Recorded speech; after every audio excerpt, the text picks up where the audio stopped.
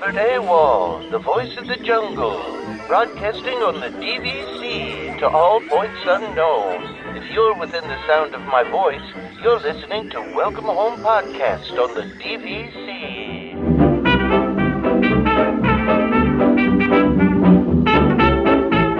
Hello and welcome home. This episode of Welcome Home is brought to you by DVC Resale Market. Thank you for joining us on episode 291 of Welcome Home, a Disney Parks and Vacation Club podcast. I'm Tom, here with Trevor and Damon. What's going on, guys? 9 away. What's Hey. 9 away? Yeah, 9 away. Yeah, number 9. Number 9. Yeah. Well, that gives me 9 more weeks to figure out what we're going to do for the 300th. No, we know what we're doing. We know what we're doing. I just got to talked play about it. I just got to plan it. Yeah, I just got to get it together. There you go. Yeah. We just So the one challenge will be making sure that I have or I assume we'll still do it on the regular platform, or I hope yeah. and I can connect it. Yeah. No, we will. We're not going to exclude you in any way, Trevor. We never would. Well, we well, couldn't. I mean, the 300th. You know, if you guys went there and I couldn't join, like, I wouldn't be mad. I would just be like, okay, you know, No, dude. 300. If it was like we were going, just sit up here and like freeze by myself. 299. Different story. Yeah. No, we have to do. Yeah. No, we have to do something cool for the 300th, and we all have to be there. That's the rule. So, yeah, we'll do something fun. But yeah. Anyway. Man, do you guys just want to get right into it? Actually, I want to. Can I talk really quickly though about something? So my contracts, right, that I have pending. Mm-hmm. So they both passed ROFR, which I don't really care for the one I'm selling, obviously, but for the one I'm buying, I did care about because I know Disney's been buying back a lot of Animal Kingdom contracts, and of course I have an Animal Kingdom contract, so I was a little worried about it. But good news, didn't happen. So, and man, it's just like it's so easy to buy that stuff. It really is. It's shockingly easy. I think I've talked about this before. Like, it's the easiest way to spend a lot of money. Because like they just send you all the documents, you sign them, you send them back, send them the money, boom, you're done. You know, like it's almost like Monopoly money. It is, yeah. It doesn't feel real, It doesn't feel real, yeah. It doesn't, no. And I'm looking forward to closing out my other one too. But yeah, so that's where I'm at. In case anybody's wondering with that saga, it's been going well. You know, we just had to wait for ROFR, and honestly, we didn't even wait that long. Because it was a couple weeks. I think it got submitted on the 3rd. So like 3 weeks, which is pretty good. So anyway. And then you'll realize what you've been missing all this time, which is booking your trips is going to be 10 times easier. Yeah. Seriously. I can't tell you how excited I am to just have one bucket of points and nothing else. Well, it's not one, like in the console, it's not just one bucket. Like you still see both of the contracts, but it's yes. When you're booking something, it's like, where do you want your points from? And you just go, just whatever, like drain all of this one and take the remainder from the second one. Like, it's not like, it's not like, difficult. Well, but this one expires then, or can I it's way simpler. Yeah, because transferring between contracts is a huge pain, and you have to call. And I know they made it a little bit easier, but I still think it's a process, right? Like, you can't just. Yeah. I don't even think you can still do it online. I haven't tried recently, but maybe they allow that now. But before you had to call. But yeah, it's going to be much better. Just swapping these out. Plus, I'm getting 10 more points, so there's that. Anyway, what were you going to say, Trevor, before I started talking about my contract stuff? Oh, no, I was just going to ask if there was anything we did want to talk about before we got into the news, but you beat me to it. Oh, sorry about that. I need to apologize. It's all good. Yeah. Damon, did you have anything? You're usually the one that has something. No, because I've tried to separate it to keep the internet happy. That's my goal here. I can't talk about off-pocket things anymore. The internet is I'm focused in on Disney. It's my yearly goal to focus in on Disney. If you want to talk non-Disney stuff, Rhubarb Travelers Facebook group. We're like 59 people. Can I get like 60? Like, make me feel a little bit better about that. I'll talk about Universal and Royal Caribbean there, but I can't talk about that stuff. I'm trying to think about Disney things I have. I mean, we're just, like I said, we're going to use, some borrowed points because still don't get points until like next December, man. Wait, you're all the way to December 26th? Or this coming December? No, this coming December. Okay, I don't have points until December 25 because I burned them all in the cruise. Wow. Yeah, that's a lot. Yeah. That's a bummer. But, well, you'll have it soon. Have it soon enough. Yeah. Have it soon enough. I'm surprised you don't have like an animation thing or anything like that. So Disney-wise? Yeah. I mean, again, like what I'm looking forward to, win or lose, should be interesting in terms of, kind of new series coming up. I think it plays off Inside Out very well. Mm-hmm. So I'm looking forward to that. Outside of that, Disney wise, I don't think so, but I am looking forward to that. I think that will be kind of cool. Yeah. Yeah. All right. Well, we can start talking about news, Trevor, unless you have anything. The only thing I have is that, so I'm actually going to be in the weird position of having to deal with the 7-month booking window coming up. Yeah. And I'm actually getting worried. Wait, why 7 month? Because we're planning a trip to Disneyland at the end of the year. Oh, Disneyland. Gotcha. Yeah. So I have a plan that, or we're going in November. So I'm going to be booking in April, and I'm going to attempt to get into the Grand Californian, which I feel like is going to be a unicorn. It's going to be tough. Yeah. But I'm even getting a little worried about booking at the Disneyland Hotel. Yeah. At the tower. So I'm waiting to see what the 7-month booking feels like, because I've not actually had to ever book anything inside of 7 months. I've always booked at my home resort. Yeah. Well, because I never book 11 months ahead of time. I'm always like 4 or 5 months out, because I never know what I'm going to be doing. See, this is giving me anxiety. Like I'm totally on the opposite end of what you guys are doing. Listen, I've always been able to find something and get what I'm looking for. Like, so it's never like backfired. Yeah, my thing is though, like I'm never like that pressed about it. Like if there's nothing available, I just do something else. Like that's not the sort of trip you're planning, unfortunately, Trevor, which is why I guess it can be a little more stressful. And the difference is that, like you said, you can always find something because there's 14 hotels that you have to pick from. I have 2. Yeah, I don't know what's going to happen when I go to Disneyland. I don't know. I mean, I guess you should. I don't know what I'm going to do. Like, I won't probably stay on points. Like, will I be able to get a room cash? There's a lot of hotels around. Yeah, I mean, a Disney one. Oh, guaranteed, you will be able to get a room cash. That's not a problem. But that's kind of what I'm wondering is, like, if it hits that point where I can't get a room, you just sell points and then go cash.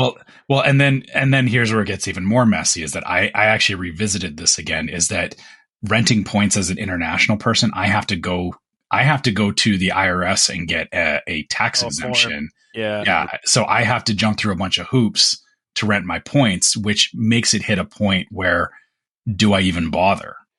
So yeah, it's messy, honestly. Like being a Canadian traveler, going to or using DVC points, like and that's actually kind of why like using them at my home resort has been great, is that it has offered me the least amount of resistance. But dealing with these, like, well, what if I can't use my points? What if, like, all those what if things, I don't know how I'm going to deal with them, because I mean, I may end up just like, I think if I couldn't book my points, or if I couldn't book this trip in November, I mean, I can still bank points, but I'm going to lose like 15 points from this year, because I banked from the previous use year into this one. So, I'd be out 15 points, which is not a huge deal, but not a small amount either. But also, if it keeps going on where I can't get what I want, and again, I know this is like doom scenario, but there is a potential that I could end up where, like, a year or two that I just end up losing my points. But like, I guess even at that, like, that's if I was like hell bent on going to California. Like, I can still always, of course, go to Florida. Are any of the hotels that are around Disneyland, and I don't know the answer to this, like ones that you can use on points, like, part of one of the collections that you can use on points? Because I don't know. You mean like Marriott or something? No, it's like whatever that, I forget. The Good Neighbor hotels. Oh, yeah, not even the Good Neighbor. I'm just talking about the DVC piece that. What is that again? Interval? Yeah, yes. Interval. Yeah, or any of them in Interval? Because maybe you could do that. That's a good question. I haven't looked into that. That might be something to. I mean, yeah. Again, it would still be a big hit. Like, that would actually kind of not be great to, like, go to Disneyland and have to use Interval points to do it. Like, I would. Yeah. I would just suck it up and just pay cash and accept that I'm not using my points that time. Well, I hope for your sake, I would love for you to go to the tower, because I would love to hear about. Oh yeah, like I said, I feel like it should be okay. It's just I read some stuff in the last couple of weeks that it was like, people are like, oh yeah, it's it's hard to book at Disneyland. And I was like, oh no. Well, I mean, isn't it always kind of hard to book DVC at Disneyland? Because there's so few rooms, even with the tower, there's not that many. Yeah. I mean, before it was exceptionally hard because of the Grand Californian being the only option. But like I said, I'm just wondering how the tower is going to play out. So I guess I'm going to have that, coming up here, actually kind of right after we do the anniversary episode. I'm going to be booking my stay, so I'll let you know. Well, and meanwhile, in a couple weeks here, I have to is like the booking. I can start booking stuff for the cruise, which I'm not that worried about. But what do you mean booking stuff for the cruise? There's so like my brother-in-law and sister-in-law have a kid that's not going to be able to go to the regular kids club, so you have to book the nursery like ahead of time. Yeah, because apparently it's very limited. So that's in a couple weeks that opens up. Yeah, that doesn't seem like a Tom problem though. It is a Tom problem because as the resident Disney person, everything is how do we do this? How do we do that? Yeah. No, so what do we do, Tom? Yeah, it's like what do we do? And I'm like, because like when I saw them over Thanksgiving, I was like, they like didn't know anything about the cruise or what we were doing or anything, and I'm like, okay guys, come on, like we need to get on this. Like I can't travel with people like that, man. I just can't do it.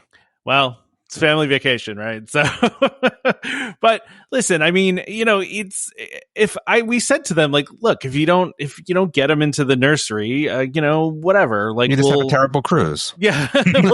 we'll just take them around with us, they'll be fine. Famous last words. I know just leave them on the dock. How old is the kid? Like my thing is I couldn't imagine taking a kid that age, and let's just say they got seasick. Yeah. What are you doing then? I mean, that's a good question. I don't know if I'm feeding my baby Dramamine. Yeah, exactly. You can't just give them the medication that they would need. I mean, you probably can, but I wouldn't personally want to. It's not like people don't bring young kids on the boat. I mean, like it's. But they're all foolish, though. That's what I consider. So it's fair. I mean, so he'll be two. My nephew will be 2.5 when we go. Oh, that's not terrible. No, it's not too bad. Like he can walk and talk and stuff. Wait, what's the age for the stuff? 3? Yeah. So. He can't. He's just not old enough to go. Gotcha. But my niece. You just had a 2-year-old around the whole cruise. Oof. Yeah. Well, and then I'm pulling out of that cruise. I feel like. Listen, I'm not paying for this cruise, so I don't care. I don't know. My in-laws decided to take the whole family on vacation, so I'm not going to say no to that. But it's like a rather pricey. Very, yeah. For sure. That's why I'm like, what do you think it's going to cost? Like 30? I mean, yeah, it's like something like that. I think, for all of us, because there's 8 of us, I guess. Well, more than that, then probably, right? Well, maybe not. 9 of us. There's 9 of us. Oh, that's 40 then. So, like, you're probably at 40. I don't think it's that. I think it's probably 30. It's a 7-day. A 7-day. Yeah. There's no way. I don't know. I have to look back at what the receipt was, but yeah. I mean, even 30, 40, that's a lot. Well, good for them. That's good in-laws, man. My in-laws have always done like where they will do like small vacations and then do one big vacation every like 5 years. You know what I mean? And this is the big vacation. They're not like popping this off every year. Exactly. And we kind of been waiting to do this until the kids were old enough. My daughter will be 7. Couldn't have waited another like 6 months though? I know, right? Listen, I don't disagree with you. But we really wanted to get on the treasure. So, and this is when it worked. So, but listen, my niece is old enough, right? So my daughter and my niece will get to go to the Oceaneer Club, right? So like they'll be fine. And I'm sure they're, going to very much enjoy that. So, they're not going to remember it, but yeah, they'll enjoy it. I mean, my daughter's at a point where I think she'll remember some stuff. That's what I thought too, until I asked my 14-year-old about stuff, and she's like, "Yeah, I don't remember going there. I don't remember going there. I don't remember going there." My son remembers his like 6-year-old Disney trip. Like we talked about remember, because we'll say like, remember how we went to or we watched Fantasmic or you. Tom, your daughter's not 6 yet, is she? No, she'll be 7 by the time we go. Okay, so. Nice. Yeah. So yeah, like my son does remember stuff like that, but I guess your mileage does vary per kid. So. I also forget that Tom's daughter's that old now, to be honest with you. Well, because she was just born when we started the show. I feel like she's 3. Like, I mean, she's going to be mad, like, if she ever hears that, but, like, I feel like she's 3. That's how I have her in my mind. She's 3. Yeah, no, it would be nice if she was. Actually, no, I kind of like her now because she can, like, she's self-sufficient, you know, like. Oh, just wait. Well, I like, you know, like I woke up this morning and came downstairs and she's like, you know, she made her own little breakfast for herself. And I'm like, oh, okay, cool. Like, was it cereal? It wasn't cereal. She washed an apple off and started eating an apple. And then she tried cereal the other day and that did not go well. So yeah, I left cereal out for her and she just didn't see it, and so she poured her own bowl, and as kids do, poured a gigantic bowl of cereal. You know, but you know, this is the age. I think I remember some stuff from this age at Disney. Like I have a couple memories around this age, so I think my daughter will have a better time anyway, because you're gonna have a lot more video and phone stuff and things like that. I mean, listen, even if they don't remember it, like they're gonna have a good time because, and it's always, you know, you know, my niece and nephew and my sister-in-law and brother-in-law live in New Jersey, and we're here in North Carolina, and so she doesn't really get to see her cousins all that often, and so this is, you know, an entire week she gets to spend with her cousins, which is really nice, you know. So I'm excited. I'm really excited. Although I think, Damon, that this is probably going to be we're going to do this once and want to do it again immediately. So like, I think this is going to be a problem. I have a feeling. I agree. I mean, it's definitely something that you'll be like, oh, this was better than I thought. Yeah. That's the way I felt. Yeah, that's good. Well, that's what you want it to be, right? So for the money, sure. We also though wanted to try to book to book a private cabana on the private island, but from what I've, because there's 9 of us, and we thought it might be kind of nice to have a space to, especially with, you know, some of the younger kids, it might be nice to kind of sit there. And plus, I'm not paying for anything. So I think that is the exact use there is case that. for it. Yeah, because if I were paying for the cruise, that's out. But since I'm not paying for anything, and I'm driving what island are you going to again? The Castaway Cay. So, oh, okay. Yeah. So it's so I mean, like, listen, if I were paying for anything else, then sure, like, you know. But I'm not paying for it, so why not do it? It might be, you know, fun to do that. But from what I've heard, if you don't have status and get a chance to book that early, like, they're gone. Not getting it anyway. Yeah, there's no way I'm getting it. Let's talk about some of the news that you got on here, Tom. I guess we can start with the villain show and the nighttime parade coming to Disney World. Yeah, so we're starting to get more details about this villain show that's going to be happening. I mean, I don't know how interested I am in this. I feel like I probably will go see it because my daughter. I'm definitely going to go see it, but like, am I like chomping at the bit? No, probably not. This very much okay. So here, let's read they've got a quick synopsis here. It says, if you ask them, our villains would probably try to convince you that they've been treated pretty unfairly over the years. In the show, the magic mirror has summoned them to hear. Which I like that. I like the magic mirror backstory. Like that part of it, I'm down with. And to hear them out, like they're trying to be like. That's I'm not down with that. So this is the thing: is that I feel like it's going to be it's going to be an interactive show. It's going to be targeted at the villains trying to convince the kids in the audience that it's not. To me, this doesn't feel like it's going to be like a stage show in the sense of like, oh, this is like a great performance thing. It's going to be an interactive fun thing for the kids, which is perfectly fine. But to your point is, I'm not going to be chomping at the bit to go and see this either.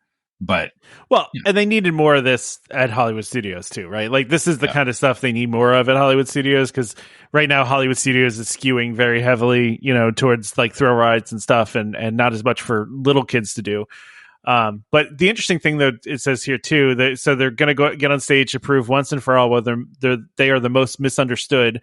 In the end, it will be on you to make the final call in a delightfully wicked finale filled with dozens of the most infamous evildoers awaiting your decision from within the Mirror's realm. So like you said, interactive. Right? I like the Mirror's realm situation though. I like that. Like I'm down with that. But yeah, it looks pretty cool. And the vote, I feel like there's going to be an interesting like voting yes or no. Which I mean, you think so? Yeah, I hope that that's the case. That there's like two different outcomes to the show. Like depending that'd be on cool, how people actually Yeah, so that it can play one way or the other, because then it does, it gives you a chance to go back and you're hoping to see one or the other. Yeah. And then again, it also ramps up that interaction where, you got like half the audience going, yeah, they're cool, or no, they're done, kind of thing. Right. So I don't think that's a bad thing. No, I don't disagree with that. I do wonder though if they're going to do that thing where it's like everybody that matter. No, where they do where they do that thing where it's like, everybody cheer if you think the villain. Oh, they're definitely doing that. They're doing that, right? They're definitely doing. There's not like a real vote going on here, right? I would agree. That's how I envision it as well. Yeah, like it's just going to be, which is fine for kids. They love that. Yeah, sure. And so they said a dedicated team has spent nearly 2 years developing cutting edge stage design, thrilling effects, and catchy live musical numbers. So that should be interesting. I mean, I'll be interested to see what the effects are, because they have been doing some really cool effects on stage shows recently. Drones? Will it be drones? Drones inside? I mean, maybe. I mean, there's no reason why not. I mean, I don't know if you guys read about this, but like on the Treasure, that Moana show, apparently the Taka puppet that's like very big, it's like huge, apparently when it changes over to Te Fiti, it's like an incredibly cool effect. That's cool. I've heard a lot of people have said it's amazing, and like it's that it happens right in front of you and nobody knows how they do it. So I that's what I've heard, but I obviously until I see it, I don't know, and I'm not going to watch anything either. I'm not going to watch any videos. Smart. Yeah, I'm going to be Trevor and be spoiler verse for the cruise. I Go ahead, Tom. Yeah, well, I'm usually not though. I'm usually watch something ahead of time guy, but yeah, you make it sound like it's a bad thing to be spoiled. No. I think life is better when you actually have surprises. I am with you. I just am usually not that person. My wife is with you too. My wife won't even watch trailers for movies because she doesn't want to ruin anything. Well, the problem is they make that stuff so terrible these days. Yeah. They give away the whole movie. Yeah. Or the trailer has like the way that they cue trailers sometimes have nothing to do with like it presents the movie in a different light than what actually happens in the movie. I've seen. Oh yeah, there's that too. Yeah, there's that too. Okay, so alongside this show, so they're saying these are going to open at the same time, I guess. Mm-hmm. Is the new Little Mermaid show, which they've been kind of previewing here and there. They don't really say a lot about it in this, but I guess when they say alongside, that makes me think they're opening the same day. No, I don't know about that. I would assume like around the same time or 2 months. Yeah, I don't know about the same day, but yeah, I would agree with that. Sometime during the summer. They've also been throwing out like little previews of like the puppets and stuff like that. Which actually I think I had. Yeah, I don't know why I didn't put this with the other stuff, but there was an Instagram post where they showed some of the things about the villains, and then also like some of the puppets for the Little Mermaid show. So there's some really cool puppets here. They're actually, I kind of like these. They're funny. I'll try to post some of the pictures from it, but there's some interesting things that they're doing for the Little Mermaid show. So yeah, I guess we'll have to see that this summer too.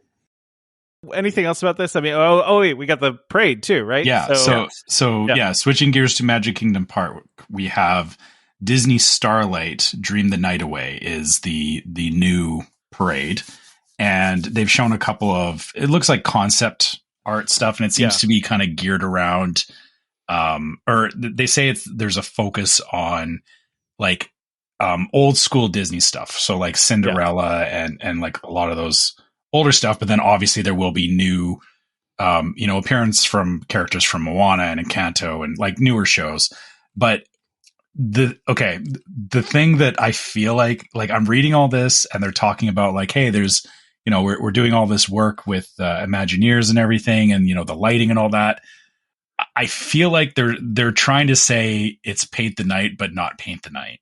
Okay, well, I mean, maybe. like they can't say it's Paint the Night, but it's giving that vibe for sure. Paint the Night Magic Kingdom version. Well, the thing I thought was cool though too. And I think they're saying that this is a Mary Blair. They're doing this based off a Mary Blair painting. Yeah, the Cinderella one, which which is very cool and you could see that in the concept art. It's got that same kind of aesthetic to it, right? Yeah. They also said there's going to be a couple Easter eggs. The thing that gets me about this, and truthfully, I don't know what the answer to this is, but like I feel like Disney does this thing with all of their parades and all of like the shows whenever they have the prince and princess together, where they're just dancing in a circle on the parade float, and that's totally what's happening here. Like, I don't know what else I want them to do. I'm just saying, like, that seems what do you want them to do? I don't know. I don't know. It's just the thing they always do. The Paint the Night stuff, Paint the Night is not like that. Yeah, no, it's very like there's a lot of unique floats. Like I agree with you. Yeah, it's the big thing they're selling is like there's this big float with all the characters on it, and if that's the center point of the parade, it might actually be a little bit of a letdown because like I get what you're saying that it's kind of a tried and true thing, but. Well, you also want movement, though, right? Yeah. Like they need to have movement. They can't just be standing there waving at you, right? Because like that's they can. I mean, they can. It's just, it's not. You want the kinetics of the people moving. Like I don't know. That's just what I'm thinking. But like I said, I don't know what else I think they should do. I'm just like they do it in Fantasmic, though. Like the whenever they have those floats go by, they're always doing like the little dance in a circle thing. It's just. Yeah, but anyway, I'm actually wondering if there'll be a show stealing float in this. Oh, I'm sure there will. There'll be one that they advertise, but there'll be one that everyone's like, "Hey, this is like." I feel like if they do it right, like an Encanto float could actually like blow the whole thing away. No, I would agree with that. And they're actually talking to here where that float that they have the concept art for. It says anchored by a gleaming fountain of light that overflows to illuminate a cosmic ballroom. The float is just one piece of the constellation of classic and contemporary stories that make up the new parade. So it's going to include Moana, Peter Pan, Frozen, Encanto, and more. So, I mean, obviously there's going to be some really interesting stuff in there, and I'm sure they're going to continue giving us more little pieces of this. But it looks like they're, doing a lot of different things with this. So, and a lot of interesting, I don't know if there's going to be like new technology or anything on this. I mean, I don't know how much you can really do, but to your point, Trevor, just lights. Yeah, lots of lights. Lots of lights. Yeah, that's the thing. I don't need all that much, right? Like I like the Main Street Electrical Parade, and that's not exactly technologically advanced.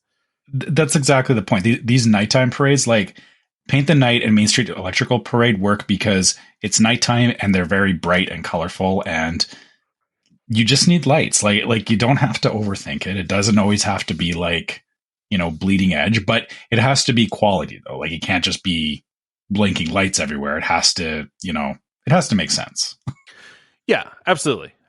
So, I mean, we'll like I said, we'll see. I'm looking forward to this one though, because I think that Magic Kingdom has needed a new nighttime parade for a long time now. It's been so long overdue. Way overdue. Yeah. I just don't know when I'm even going to go to Magic Kingdom again. I know you talked about that. This is like, I don't hate this stuff, but like, it's not like drive me to Magic Kingdom.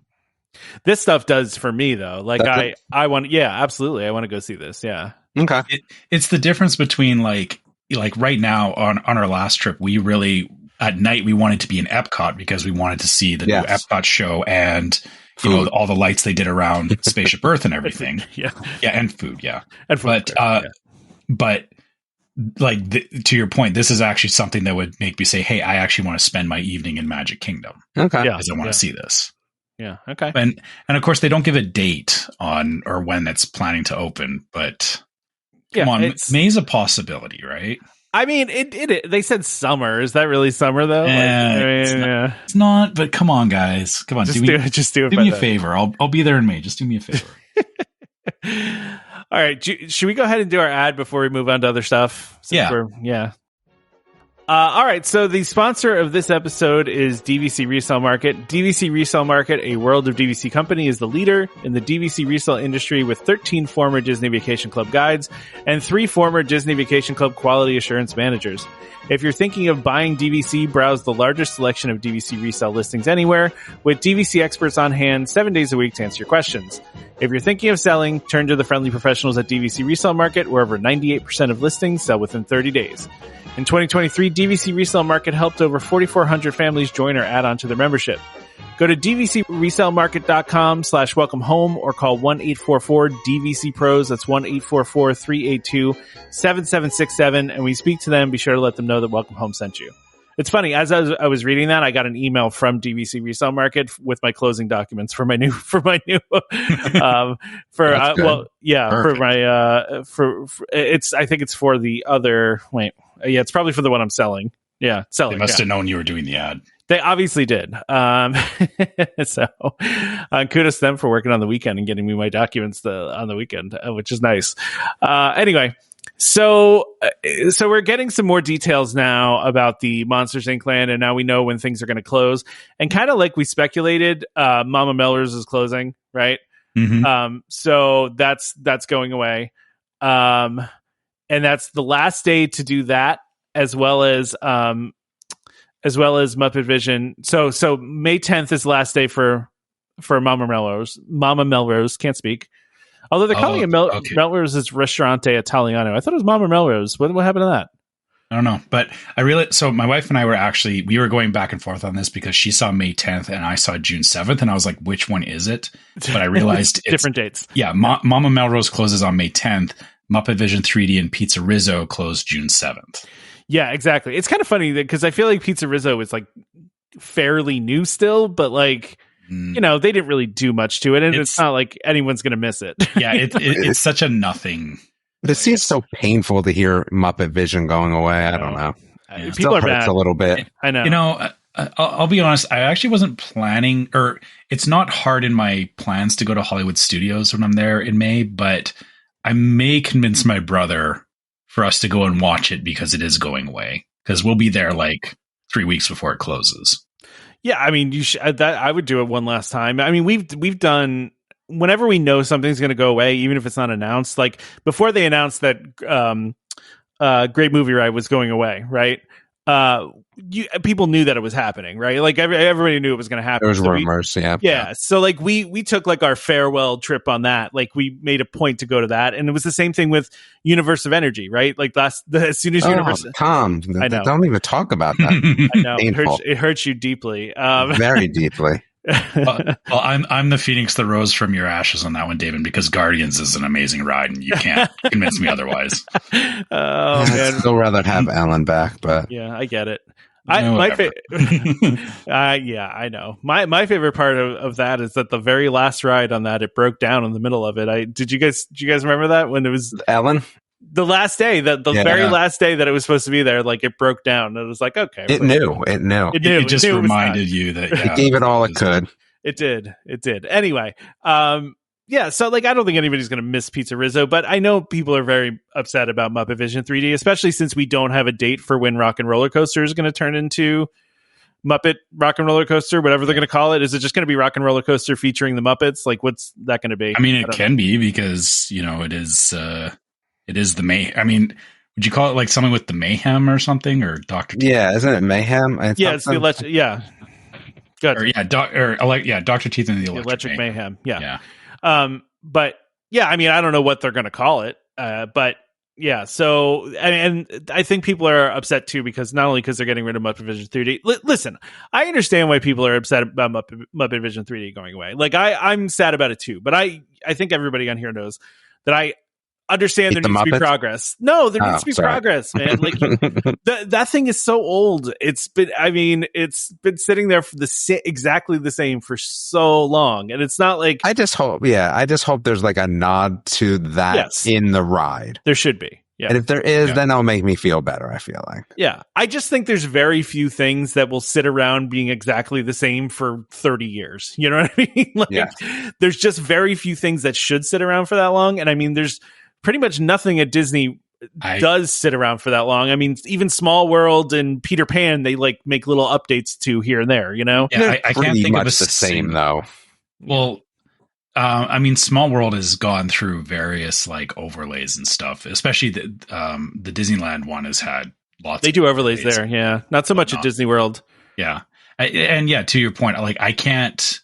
You know what? Actually, is the only ride I can think of right now that probably has not changed at all from its People Mover. Inception. Yeah, People Mover is the only ride that has not changed. Man, that's a good point. Because there's been no reason to change it. Like everything around it has changed. Yeah. People Mover hasn't changed. Well, Carousel of Progress hasn't been updated in it quite a long time. Although it has had updates, though. It has had updates, yes. And if you had a theme People Mover, what would you theme it as? Let's just say that was the thing they were doing. They're going like, you know what? We're going to theme People Mover. Yeah. What about they kind of did like they had like a People Mover thing going on the first Incredibles movie where they they had, but they were like the egg shaped things, weren't they? Yeah. Yeah. I'm just trying to think of where there's a reference in there, but anyway, do like some weird Meet the Robinsons thing. Yeah. Oh my god, that'd be really reaching, because I feel like so many people don't even know that movie. Which could be the top Disney movie. It's a really great movie. I don't understand why people haven't watched that one. It's a really good movie. I don't think that it's just lack of marketing. I feel like it just hit at a weird time. It definitely hit at a weird time. The bookends around it are larger movies, I feel like. I mean, it also is a little bit of a weird movie, right? Like it's got some weird things in it, but I like the weird of it, Yeah. So anyway, but yeah, Muppets, right? Yeah. So yeah, listen, like I said, I'm sad that that's the way it is, but at the same time, I'm all for progress and I'm excited to see what's next. I just don't know how I feel about Monsters anymore. About Monsters Inc.? Yeah. I just feel like maybe they overdid it with that series that wasn't that good, and they milked it a little bit, I feel like, and I don't love that.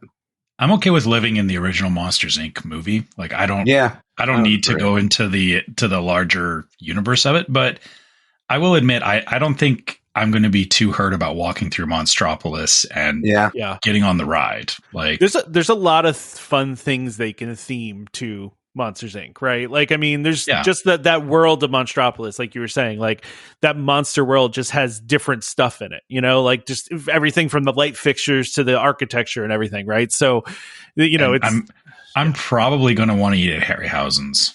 Well, yeah, of course you're going to want to eat there, right? Yeah. And that is definitely what's taking over Mama Melrose, right? Like that's clearly taking over where Mama Melrose is. So, yeah. And then I will have to see what's going to take over Muppet Vision 3D. We don't really know. I mean, it's in the concept art here that you can see the theater. They're not tearing it down, but I don't think anybody actually knows what's going there. I don't think they said anything, right? I said it previously, and I'll keep saying it, is that it's going to be put that thing back or so help me. Like, why would you not do that? Because they reference the show like it becoming an actual stage show in the movie. I mean, they could at least reference it. like making an actual stage show would be hilarious. It would be pretty funny, actually. The same thing like they did the Captain America stage show from from Hawkeye. From Avengers. Yeah, right? Yeah. The Captain America one that they did it's the Avengers one they did in Hawkeye that they put in California Adventure. Yeah, exactly. Not California Adventure, but it was Disneyland. But yeah, I mean and that was really. It wasn't California Adventure. You were right, because that's where the theater is. Oh, was it? Okay, it was California. Okay. But yeah, that was hilarious when they did that. I couldn't believe that they did that because that show was so over the top and so cheesy. Like, and that's why it was funny, right? It was meant to be, but because I mean, the whole point of it was to make Hawkeye mad and annoyed, right? So they made the most annoying version of the Avengers they could. And the fact that they actually did it at Disneyland or at California Adventure is pretty hilarious. But yeah, to your point, I think that would be cool too. But yeah, listen, I'm not trying to say you shouldn't be mad about Muppet Vision 3D going away. Be mad about it. I understand. But I also we're going to lose these things every once in a while. What were they going to do with it? Like redo the whole thing and, with new technology and I mean, I don't know. You're setting it up perfect, right? But I mean, like 3D movies, like really, do we really care that much? No, but I think because it was the Muppets, they did have opportunity that they don't necessarily have with other talent, other properties. Okay, that's fair. The weird thing about that one too is it was actually the last project that Jim Henson worked on. Yeah. So I also get why touching it can be like it's a weird place. I wish there was just like nostalgia land. Like give me you have all this the old rides, all this land, and what if you just when you just closed a ride, you just picked it up and moved it there. I feel like you just did a waitlist topic, Nostalgia Land, where we decide all of the things that would go in Nostalgia Land. How do you map it out? Where does everything fit? Yeah, because I mean, you need 20,000 Leagues Under the Sea back, right? I need that back. Yeah, but it can't. So the only thing is, but it can't be next to Rocket rods because that ride was garbage. Yeah. But like you can't take something that they used a piece of for something else. You know what I mean? Like, sure, it's got to only be rides that were fully shut down. Right. So it can't be like the original version of Figment. No. Okay. Because that still exists, just in a different iteration. Okay. Yep. Interesting. It has to be rides that have been mapped out. Like I guess so. Interestingly, you could actually put Mr. Toad's ride in there. Yeah, because it's been redone as Winnie the Pooh, but Mr. Toad's also does exist in Disneyland, so you could have still the Disney World version of Mr. Toad. But we're talking about a whole new land, though. I'm going to say I don't know if you like. In my world, no, I would not, because it was taken over by Winnie the Pooh, and that's it. If there was one bolt that carried itself over, or one piece of wood, or so, like then I'm out on that. But I could see your line of reasoning. But then nothing. You'll never have anything that would be in 20,000 Leagues Under the Sea. I feel like was lock, stock, and barrel.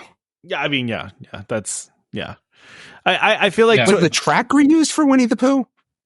Well, I think it's the same track, isn't it? Is it? I actually if it's the same track, then I'm definitely out for changing that into Mr. Toad. Yeah, like if it's the same Mr. Toad track, then no, I don't think it goes to my nostalgia land. That's just I don't think it could have been the same track, because they do extra things. Or I mean, I guess the cars are different. I can't imagine them retrofitting a track to those cars. Because if you see the Mr. Toad in Disneyland, like. True. It's old. Like it's not old. You will notice the difference. What's the next holiday for a Nostalgia Land wait list? I think it's a long time away. I think it's like 4th of July. Sorry, everybody. I mean, we can just take a week off and do it. I want to do Nostalgia Land as an episode. But it's got to have a map. If you don't come to the table with a map, you're not allowed to come on the episode. All right. I mean, is this a whole new park, or is it just a land? A whole new park. Okay. It's just they just took some extra land and they just move rides there. So we have to generate a list of defunct rides. And you don't have to take them all.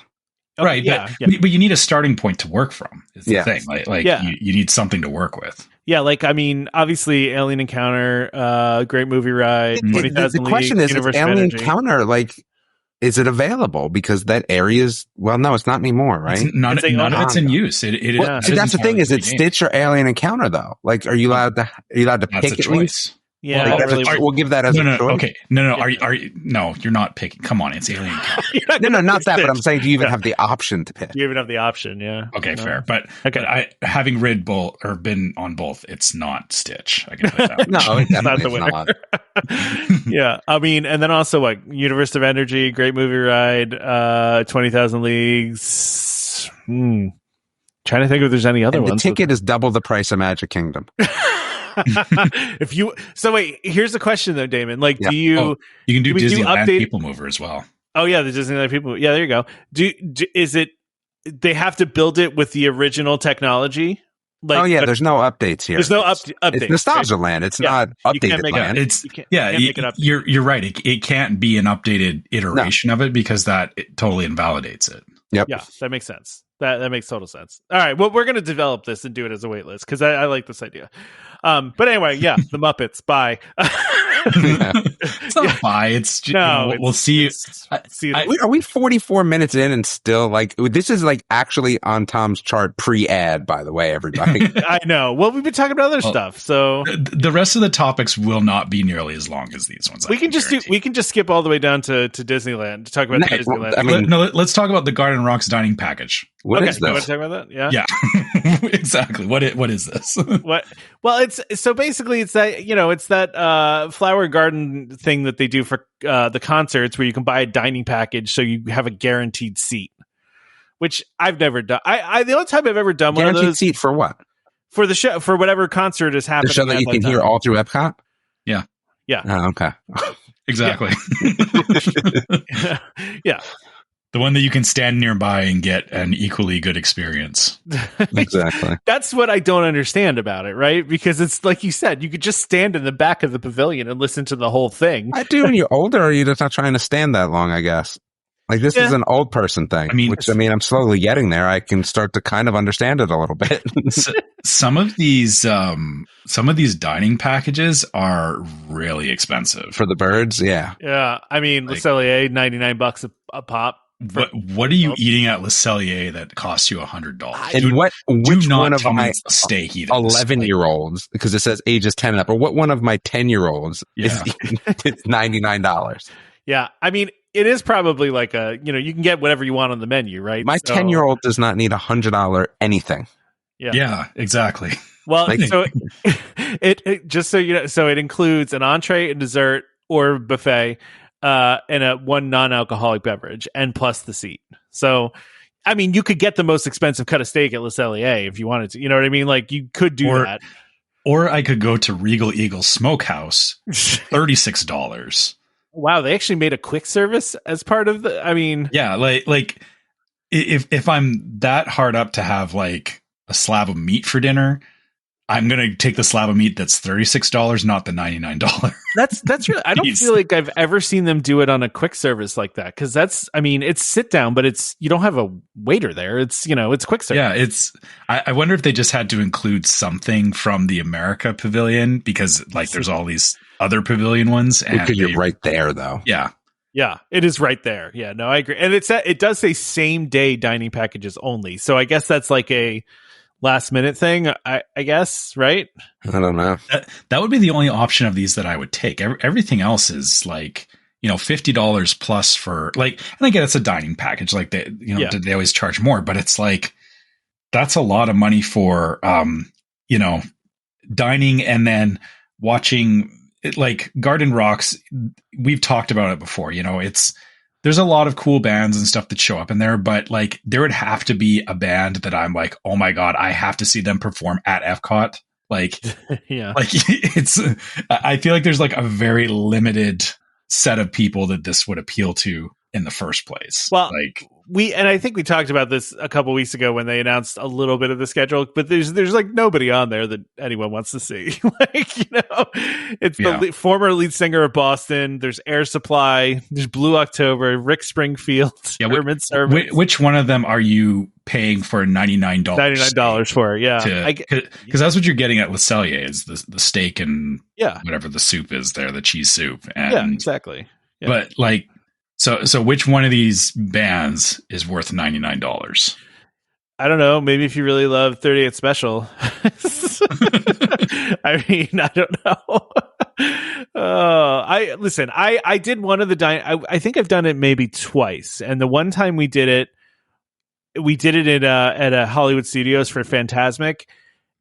We specifically did it because it was a couple days before Christmas, and I knew it was going to be like a zoo, and I didn't want to have to show up like an hour and a half early for Fantasmic, Yeah. So that was really the only reason we did it that one time, and that's actually the only time I've been at Mama Melrose is when I did that package was for Mama Melrose. So, and I did the same thing for Paint the Night. We bought a dining package in. There was a place. It's not there anymore, but there was a dining area in Adventureland. We bought lunch there so that we could get into a VIP area to watch Paint the Night, which again, I feel that's justified for the same reason that like you don't want to, deal with crowds and, trying to find a place to sit for, shows like that. But that's to me, like that's different than going and seeing just a random band play at Garden Rocks. Like, yeah, no, I agree. It's another one of those things like, is it worth your time to wait in line, or do you want to pay for the convenience of not having to? Right? Like that's really what it comes down to, right? It's the same thing as the Fantasmic one and the Paint the Night one. Yeah. You're paying for the convenience of not waiting in line. Right? So anyway, so let's talk about these Disneyland things, Trevor. You want to do that? Yeah. Or do you have anything else about this dining package? No, I'm good on that dining package. I'll never buy. Even if I was there and they were like offering it to me, I would not buy it. If they were like, "We'll give it to you half off," and you're like, "No, I'm good. I don't need to see 38 Special. I can get good steak at home. Thanks. I don't need to see the former lead singer of Boston." Yeah. Sorry. Anyway. Okay.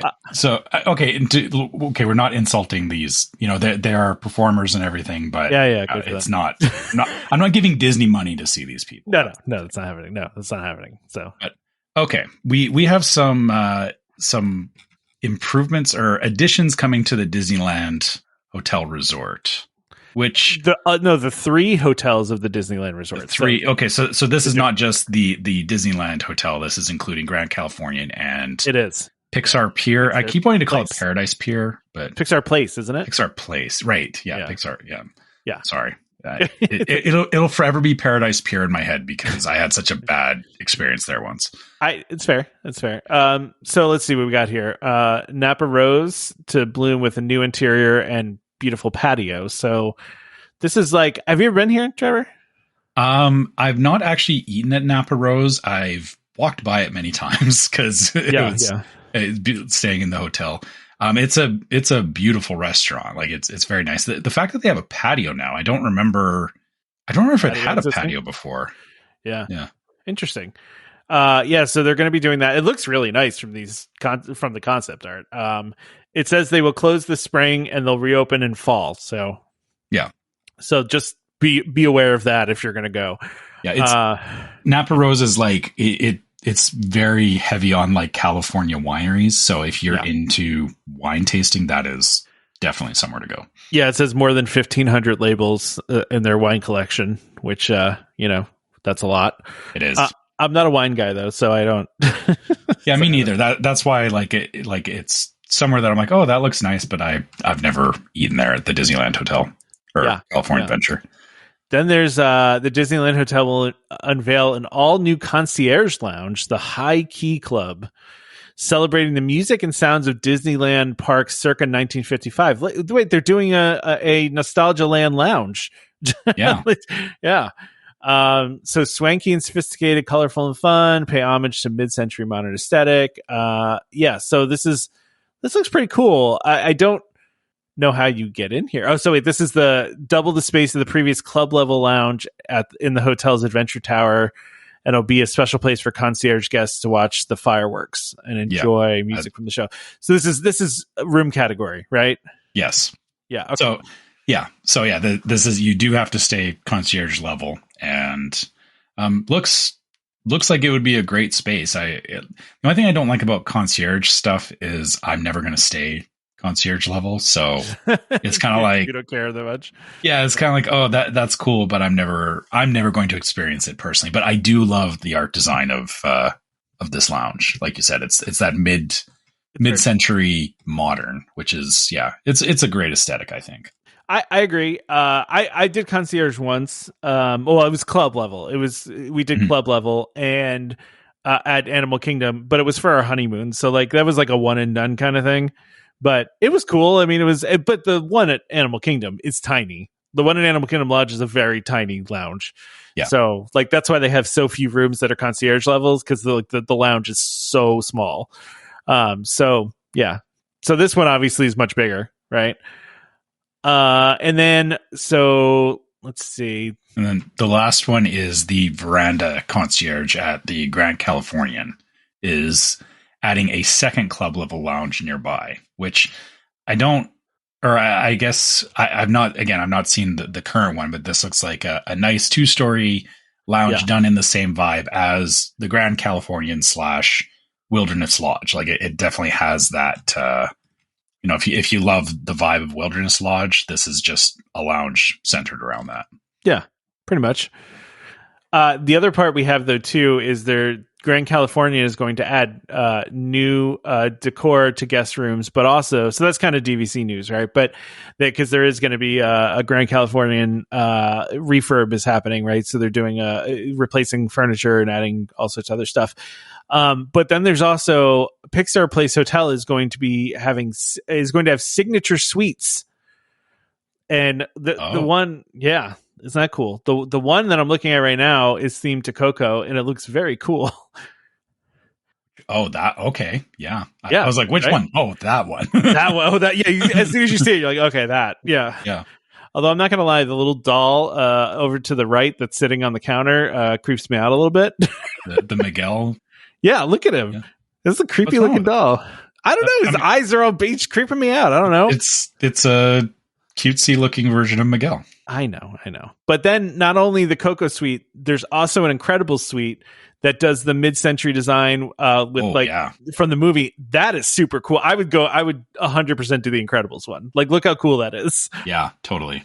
I mean, it's got like the old style TV. I wonder if they're actually going to do that. And then that same kind of that stone fireplace, like it's basically that whole aesthetic from Incredibles, which is the villains. Cool. It feels like, or I know like their house, but also like it feels like the villains lair on the island. Yeah, it does. But it's based on Incredibles 2, where they, the house that they put in there. Yeah. So I honestly Incredibles 2 was okay, but I still go back to Incredibles 1 in my head for some reason. Yeah, I get that. Wait, I'm just reading this too. I'm reading the details of this. The suite includes a primary bedroom for the Parr parents with a connecting room for Edna Mode, designed by Edna herself, beginning with a hand scanning prop at the entryway. So, meaning like you have to put your hand on the, like it's a scanning your hand like a secret agent door, kind of thing. Yeah, the door. Or opening and closing the door, I guess you touch a panel, and I'm guessing it's a sliding door. So like they probably have like a pocket door that slides in and out. That's pretty cool. Yeah. That's cool until it breaks. Well, yeah, there's also that. It says super inspired touches and special effects, including a spy phone, hidden messages, and a secret door and other surprises. I really want to stay in this, but it's probably would cost a fortune. I have no idea how much it would cost, but it looks awesome. I just like the idea of there's like the whole spy angle to it. Like they'd scan your hand, and there's, the spy phone, and there's a secret door. I want to find a secret door. Is that weird? No. I'm just looking at the picture. I'm betting it because there's that red phone there. I'm betting that's the secret door.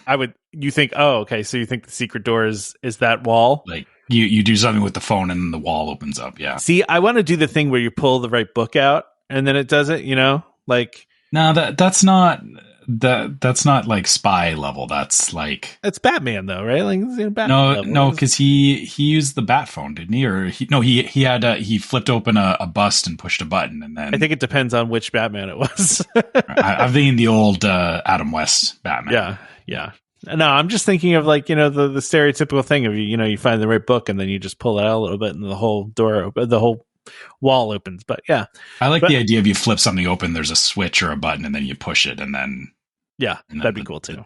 The wall opens. I think this idea is very cool, and I really like it, and it would be cool if they also did this somewhere else. But I like that it's it's interesting they chose Coco and The Incredibles for this, but it what they're doing with them is really cool and highly themed, and interestingly too, I'm looking at the Coco one, and it looks like there's like the windows. Are you looking at the windows? Like, is that going to be?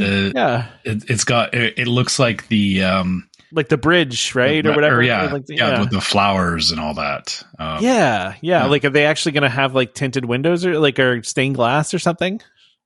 That's interesting because I would assume part of the room is that you want a view, but not like a view into like a static picture or anything like that. Like it should. I wonder how that's going to work. That's what, or maybe it's just the flourish of the concept art and not actually what it's going to look like. Yeah, but if there's no outside facing windows, that's not quite as appealing.